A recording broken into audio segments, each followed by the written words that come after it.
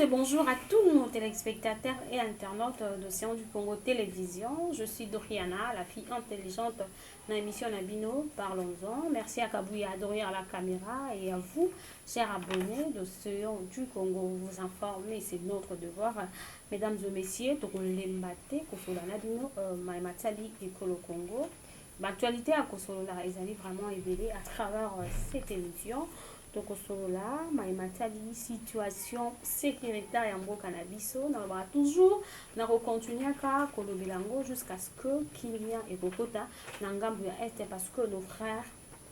Kokufa, maman, baza violé, donc les mbaté, parce que ADF, M23,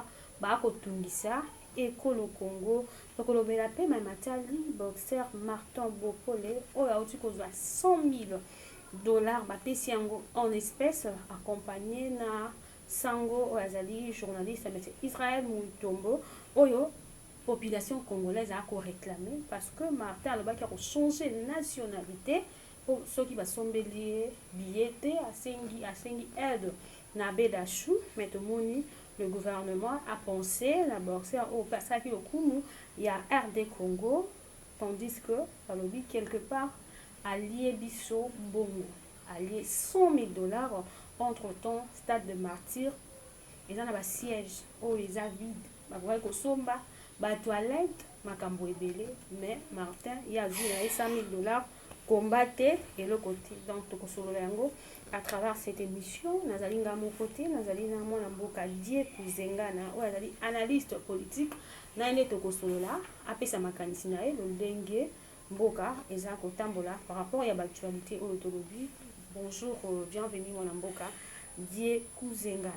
Bonjour Madame Dorian, bonjour Penaba Congolais, surtout bazui occasion à Kolanda Biso Nangonga Oyo, bao bazana bunaga na rupture, bakishishi, bango nyoto pesi bango mbote, en tout cas, ba s'abonner massivement à la chaîne Biso CA du Congo. En tout cas, c'est gagné de vos mesa nga kozonga sur invitation au pesinga na mukula lelo. Bonne santé. En tout cas, santé vraiment n'est pas du tout bien, mais pour un souci à la nation, il y a un moment que tu salis sacrifice au ici vraiment.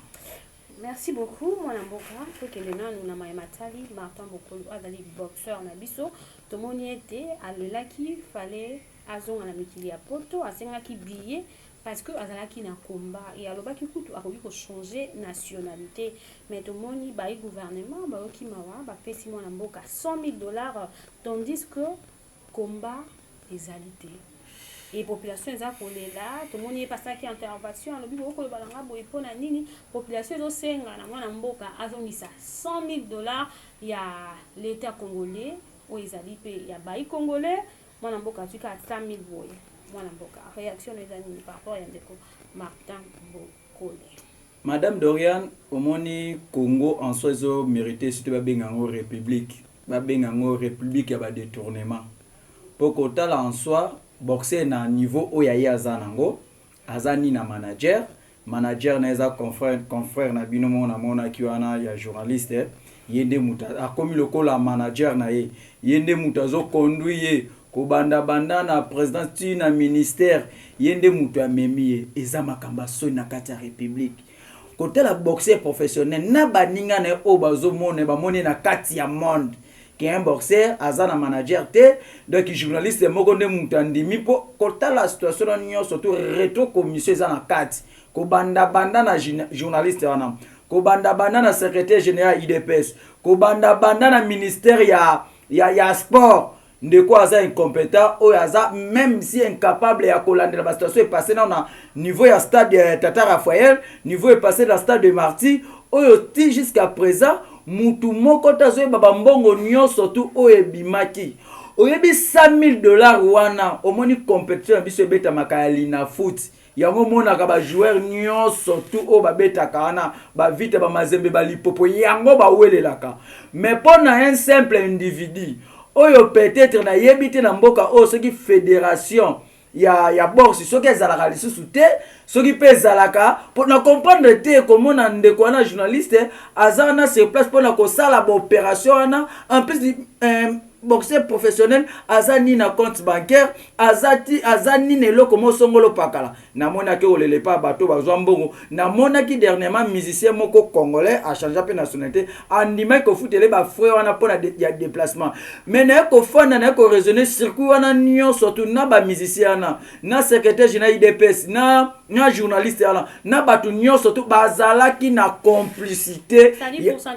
pourcentage ezali reto commission salami na makambo wana mutu nyonso to ataki parti na na kati ya makambo wana moi eloko ya muke azoka comme bénéfice na ye donc 100 millions ba congolais ba ko réclamer pas Israël mutomba donc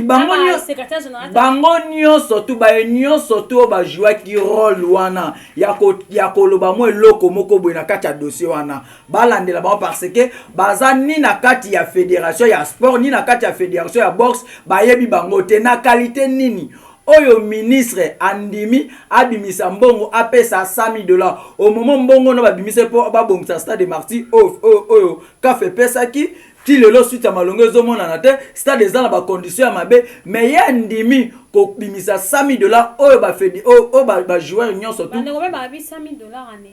en espèce et ça la na mboka nini soki ezaki na kala nde ba piéger ye boxeur ana po soki azaki mael na bi muta piéger muta piéger ezaka ka ndeko ya journaliste memaki ana alaxa pena ba image nyonso tout ndenge traçabilité mbongo ezali pe ba ekolande tina terrasse place afanda na $100,000 et ça mana mboka ni bozo mbongo en espèce bo pesi mutu bongo na journaliste ete journaliste abali kotanga soki ezalaki exemple mama Dorian journaliste na bika ngala la te soki ezalaki exemple vie na Yves Bouya journaliste ngala la te soki ezalaki Jean-Pierre Kayembe journaliste na ngala la te engaka comme pas na ye chaque jour alors il faut alaxa biso traçabilité ya mbongo tellement azalaka tombola maboko likolo o est important tombola maboko likolo alaxa biso traçabilité ya mbongo wana banani bazwi mbongo ya mboka po $100,000 to mona ka ba équipe belé o efandaka pona kowela ngo $100,000 wana il fallait voir même ba ko pesa ngo na fédération ya boxe ndebe comment ko kuta na manager na ye après azwi mbongo apesi to yebite ndeko azalaka na manager ce qui 17 kombanga abunda na poto to yebite nani o bandaki ozala kwa manager na donc ayokisi d'abord république soni en plus république démocratie du Congo d'ici là toujours changer au combo et comme république a ba détournement poto yebite na ministre lolengi apesi limbongo kitoko te na ministre en son secteur na mboka batu ministre na soi ndeto lo bala moment il faut azala mo fa démissionner pour ça ma masoni donc boxer il ko proposer que ni na za besoin autant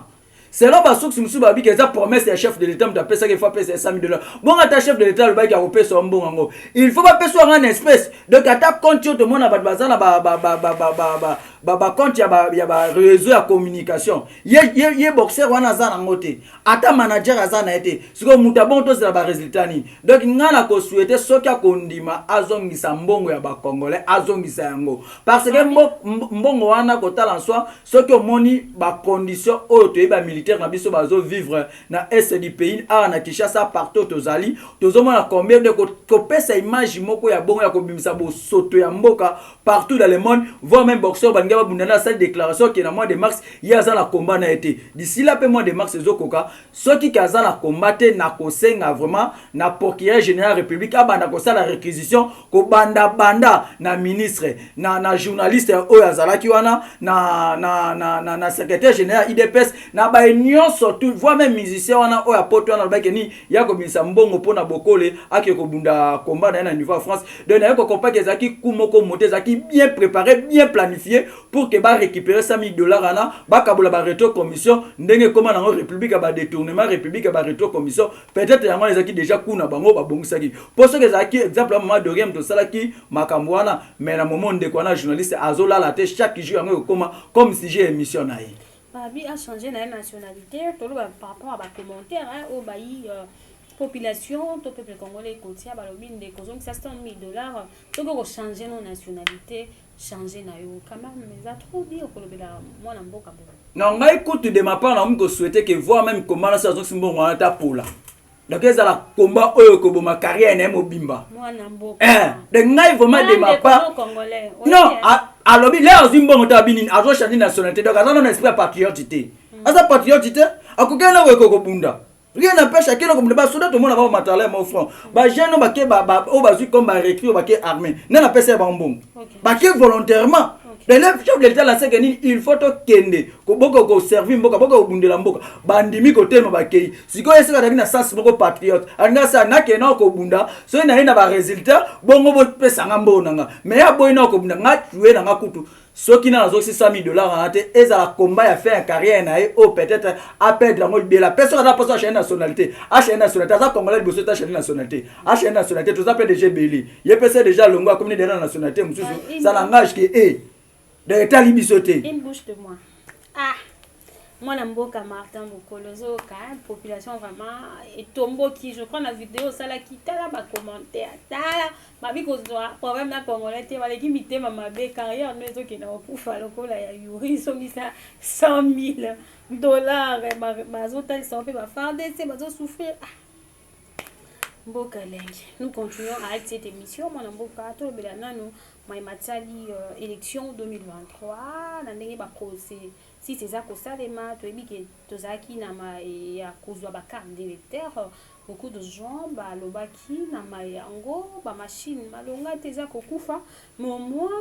bah eko kanga. Moi encore il y a bandeko bah ko ça la enrôlement avec beaucoup de cartes vierges. Ou ils ont côté ça déjà quelque part tricherie parce que ils ont balali bosoté batumsusu na ba machine na bandaku mwana mboka par rapport na yango ko kolobani par rapport à la situation il y a enrôlement aux salama na RDC en tout cas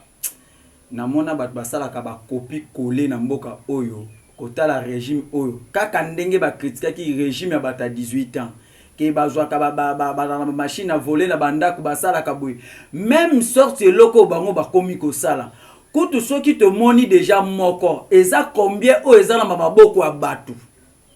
eza combien o batu na bandako na bango bazako continuer ko enregistrer batu siko quoi bon ko bimisa mbongo ebele poto sala kama mpona miango bozwi na bino ka bosali liste na bino bozwi kaka mbala mo bosali makambo nde bokosala kotala ke mutu moko yo wana banda na province ya Bandundu bimi pe na babiloko nyonso tu pe nango tina Kinshasa nde donc ba barrière nyonso tozala na mboka oyo eza na ba passoire yango moni ke voir même na est kuna munguni akota ndenga lingi ba contrôler ka batu te voir même ce que na aéroport en Chine donc soko ye kaka sous ordre mutu mo bo beti na vitre ya camion na yo ministère intel bole kisemba mo akoti mboka vivaka boyete mboka il faut za la contrôler donc aye nango vite cela veut dire azana batu na ye oh ya ebiki akocha ba bilongi na bango akocha ba identité na bango pour que zo ba carte à livrer bango eza image ya bien te donc image ya Congo chaque fois ezo kende kaka na bosoto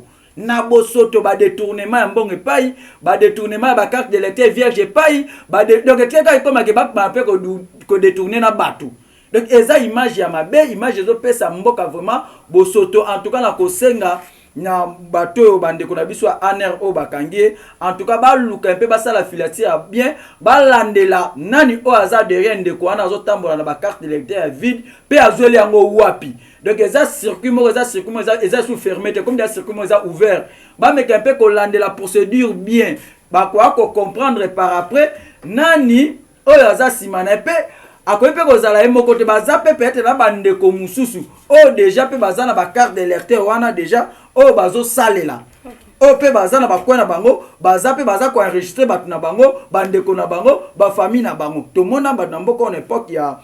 ancien président baza to kanga bana machine à voler na bandako mais que nande ntebi justice sonde et travaillaka donc en soit to senga tellement ba lo ba état de droit to mona na état de droit et pas mutu wana to mona nani o aza na sima mukongo na ye pour que to e ba dossier ngoti na suke ke de telokola ba dossier ba 100 jours ba dossier ba tile gelou ba dossier ba kinelende ba kin bopeto ba dossier moko bongo toza na besoin to mona vérité ya ba carte d'électeur wana nani o alivra ke yango pe nani aza sima ya opération wana et ko za eloko mwa malam po kongola akenda ko voter na sambula to enda ko voter pour to apporter solution na kata mboka et non pas tozo ke ko voter biso to tika toujours ko demeurer na ba condition toza ko demeurer nango ba condition o ya souffrance ba condition ba maman ba zo teka bandunda ba mapa tout comme ça ba bokola maboka mabota na bango tala lelo kuluna nde comme na ville ya Kinshasa nyonso to za contenir ba mponami ya mabe maponami ya ba tricherie maponami o zo pesa image malam te en tout cas na ko senga vraiment na l'état congolais aye ba vraiment kolanda et en plus pour qu'il y ait général de la République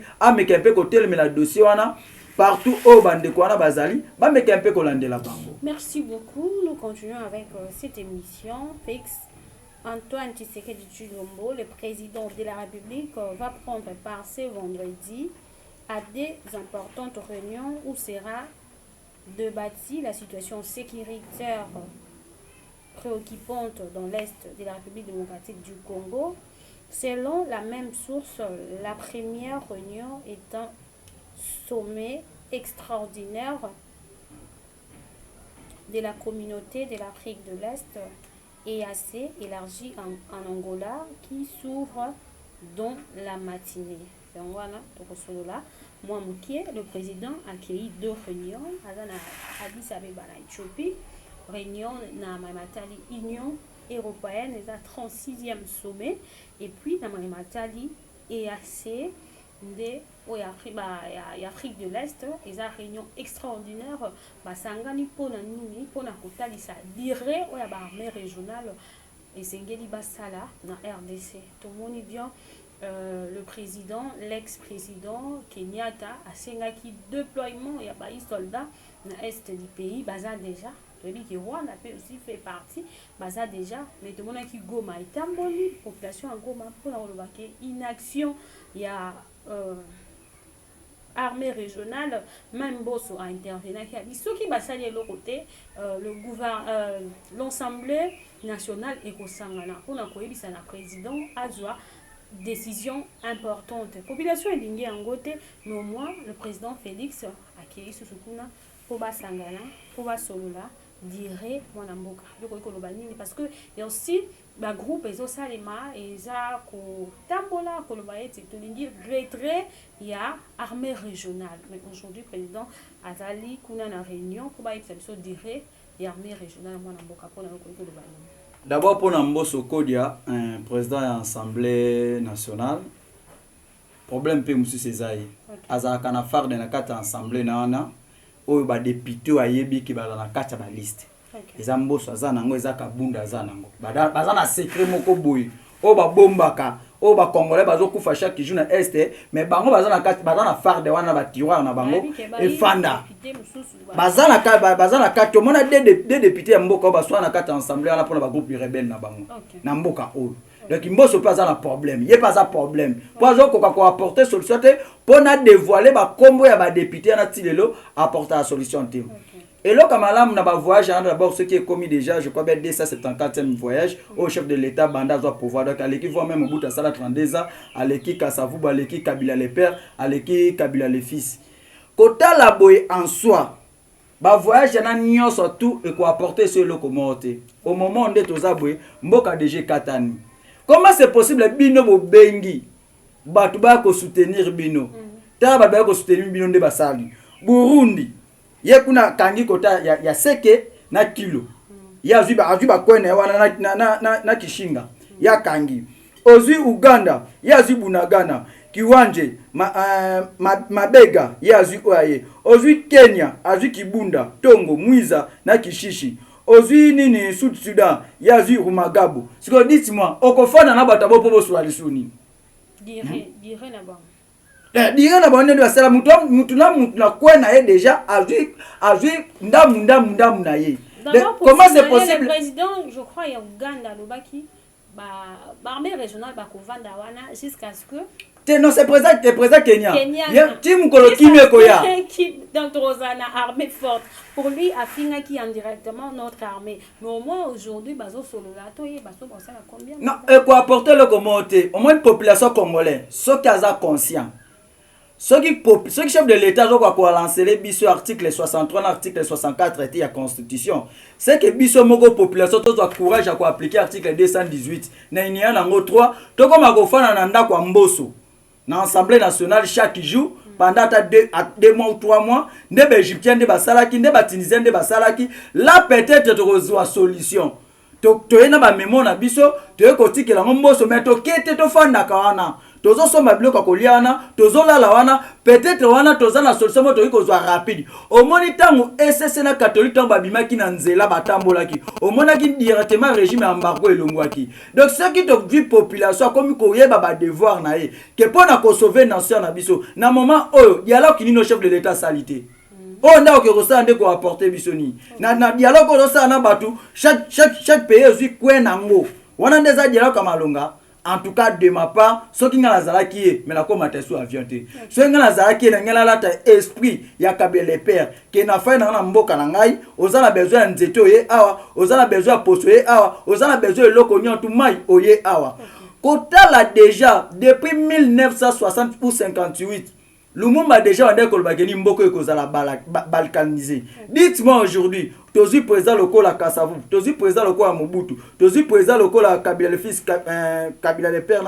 na président Tshisekedi. Ba apporter na mboka oh, gérer c'est prévoir. C'est que bangonyo bazabe est compétent tandis que professeur Kimbuta ya Lumumba déjà bande ko bageni mboko ekozala balkanisé. Alors pays déjà akokatana, Burundi azinda munae, Uganda azinda munae, Kenya azinda munae, donc bangonyo surtout bazuzi bandam na bango. Allez yozo continuer ko soana bata bongo. Pe président Kenya ba clair ba kotika ka sol congolais ti mukolo to kozala armée kozala responsable. Mukolo to kozala armée oza responsable. Pe chef de l'état ba ki seke loko mo susu biye moko parmi ba discours na baki pour après sentir que na pone à la chef de l'état il faut qu'il mise en est au moment qu'il non ça Belfort et ça que sa population a appliqué article 63 64 voilà de Belfort ça là ou soit après état de siège et état de guerre a appliqué article 86 na appliqué article 143 la constitution voilà de permettre que population ebike to comme déjà na tenayoka qui est déjà na mboko soki mboka mo ezalo kwa na comment ezalo kwa commune Kiseso akende kuna ko bakenini atana besoin que kala ni sikoyo tango lingi guerre te lokola yabaki na po na pas après senti que chef de l'état il faut qu'il mise en est lokola lui ka la guerre te po na de ma part na aussi chef de l'état démissionné ou soit à la candidate en 2023 et cause à la mie donc biloko malama ko sala ngwa ou soit démission ou soit à la candidate ou soit na ko senga sous na ancien chef de l'état Joseph Kabila Kabange azana na envie ayebi méthode ni na salaki pour que a réussi M23 na 2012-2013 ce qui moment ya kosolana ndeko na ye yango moment mboka déjà za kokatana balkanisation depuis longtemps tandis que le jour meurt chaque jour non ndeko na ye omoni nde ba politique ba vivaka divisé pour mieux régner déjà ba kabola président Tshisekedi na président Kabila donc il y a des méthodes au Kabila ko sala oyo komema pe ekoyi pe kosunga biso pe na développement ata parole na ye te Kabila bakanga salaire te na ndimi te pe Kabila tika kozwa salaire wana ancien président tika kozwa ngote donc toyebi ke to vivre na pouvoir ya bakadiosha yeba keza obligatoire na pouvoir oh donc atika kozwa salaire wana te donc kotala boye en soi soki balingi Kabila aza na mot à dire pour na mboka oh ou soit général au batie pour l'instant akuta na général Letumba c'est général babundaki guerre wana M23 o babe ko maîtriser ba meka un peu ko partager za makamba nation o ezo kende za mboka o mona ba ancêtre na biso ba mboka ko za la diviser te même mboka déjà comme diviser donc ezo senga ke bato bazad nan envie to telemela mboka yango chaque fois nazo betaka tete na ba congolais il faut koyeba article 64 ya constitution na biso article 63 na 64 moment yango ya kotelemela mboka soto tiki mboka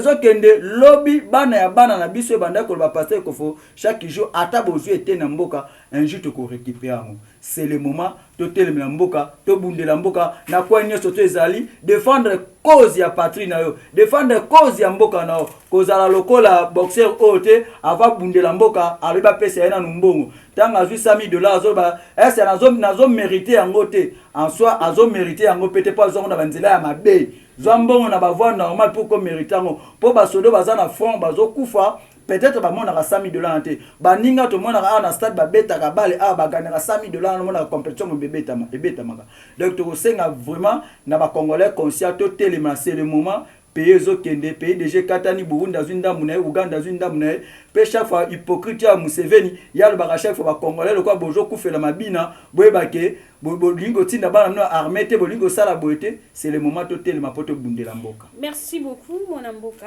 Didier Kuzengana tokomi vraiment na suka ya émission na biso tosepeli koyamba yo lisusu na mokolo wa lelo. Nous sommes arrivés à la fin de cette émission. Un mot na bayi téléspectateurs au revoir bako ya Rolanda. En tout cas eloko malamu o na ko senga na ba congolais nyonso tozala vigilant bayini déjà ba zingi biso na kati ya mboka l'article 5 de la constitution la souveraineté sur le peuple biso nde ba peuple to la saki toza souverain ce qu'il s'agit to telema to koma ko la na parler du peuple moment yango mboka nano ekei mobimba te mais ndambo wana déjà ekei wana bomona zone tampon eliko lobake ndambo wana ezo dépendre sous na biso te et comme na maboko ya batu mususu donc c'est le moment to telema pona ko bundela mboka na biso toti kanan ba divergence na biso ya ba parti songolo ba boyete et ko apporter peine loko monter c'est le moment to sangana comme bloc moko na sengi force ya protestant na sengi force ya ECC na sengi force ya église catholique ba musulman ba ndeko na biso ya ba wenge ba sangana ba groupe de réveil na bango nyonso tout ba méthodiste ba sangana pour que ba telemisa biso bandimi biso mo peuple to telema volontairement pour que to ba ko sauver nation na biso parce que mboka na biso déjà ekatani. Merci beaucoup mon Mboka parce que Mboka na biso ekatani mais pour mettre fin na émission na biso ya lelo. Merci na Ardi Moefou grand frère propre à la émission au Nabuké Bignyoso. Merci na mon capitaine, mon commandant Islam Bonga, ouais, c'est vraiment Kinya na point chaud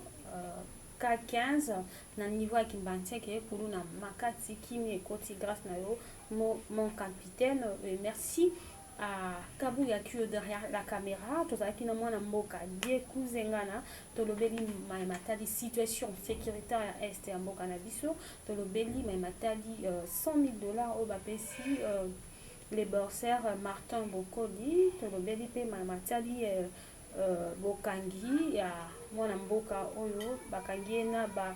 carte vierge, il y a électeur, ma carte d'électeur vierge, net sololi à travers cette émission. Nous sommes arrivés à la fin de cette émission. Merci, mon amour Kadier Kouzengana, d'avoir accepté notre invitation. Merci à Kabou et à Doria la caméra. Je vous dis au revoir et à la prochaine. Bye.